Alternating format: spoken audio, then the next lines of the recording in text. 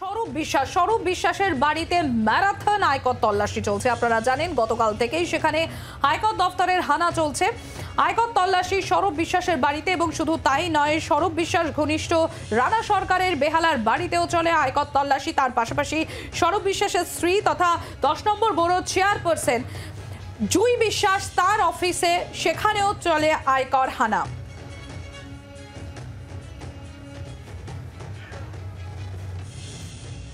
New আলিপুরের Shahpur কলোনিতে স্বরূপ বিশ্বাসের বাড়িতে বুধবার ভোর থেকে শুরু হওয়া ইনকাম ট্যাক্সের তল্লাশি অভিযান এখনও অব্যাহত। আমরা যেটা দেখতে পাচ্ছি যে কেন্দ্রীয় বাহিনী দিয়ে এই গোটা বাড়ি ঘিরে রাখা হয়েছে। এই অ্যাপার্টমেন্টেই দুটি ফ্ল্যাট রয়েছে স্বরূপ বিশ্বাসের, এবং সেখানেই স্বরূপ বিশ্বাসের ফ্ল্যাটে তল্লাশি অভিযান চালিয়ে এখনও পর্যন্ত বেশ কিছু নথিপত্র বাজেয়াপ্ত করা হয়েছে, এমনটাই ইনকাম ট্যাক্স সূত্রের খবর।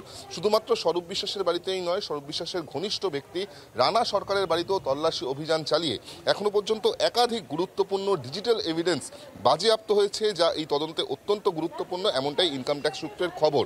এর পাশাপাশি যেটা ইনকাম ট্যাক্স সূত্রে বলা হচ্ছে যে দুটি রিয়েল এস্টেট সংস্থা তাদের যে ব্যবসা সংক্রান্ত লেনদেন, আর্থিক লেনদেন এবং আর্থিক তছরূপ হয়েছে বলে অভিযোগ। সেখানে কিন্তু স্বরূপ বিশ্বাসের কি কমপ্লিসিটি আছে, হিসেব বহির্ভূত আয় বা হিসেব বহির্ভূত সম্পত্তি কতটা রয়েছে, সেগুলি কিন্তু তারা ভেরিফাই করতে চান। সেই কারণেই এই তল্লাশি অভিযান চলছে, এমনটাই ইনকাম ট্যাক্স সূত্রের খবর। ইনকাম ট্যাক্স সূত্রের খবর যে এখান থেকে পাওয়া তথ্য তারা কিন্তু এনফোর্সমেন্ট ডিরেক্টরেটকেও জানাচ্ছেন, বা সেখানেও তারা এই লিড তাদের হাতে তুলে দিচ্ছেন, এমনটাই ইনকাম ট্যাক্স সূত্রে জানানো হচ্ছে। জি 24 ঘন্টার জন্য ক্যামেরায় অরিন্দম সরকারের সঙ্গে বিক্রম দাস, কলকাতা। এগুলো এক একটা মহল তৈরি করার জন্য এই ধরনের রেডগুলো করা হয়। একটা মহল তৈরি করা, একটা নেগেটিভ বার্তা ছড়িয়ে দেয়া, কি পাওয়া যাচ্ছে সেগুলো কেউ জানেন না, অনিয়ম আছে কিনা জানেন না, বা সেগুলো বলা হয় না।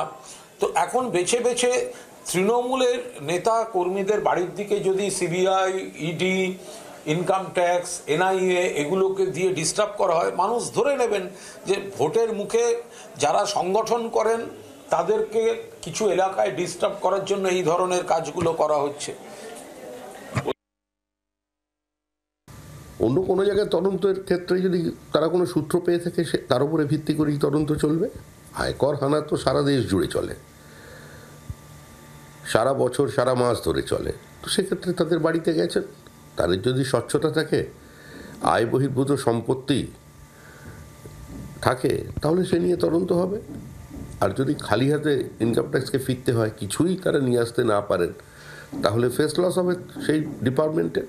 এটা আমাদের কি বলার থাকতে পারে। বাংলার আওয়াজ, বাঙালির আবেগ, জি 24 ঘন্টা।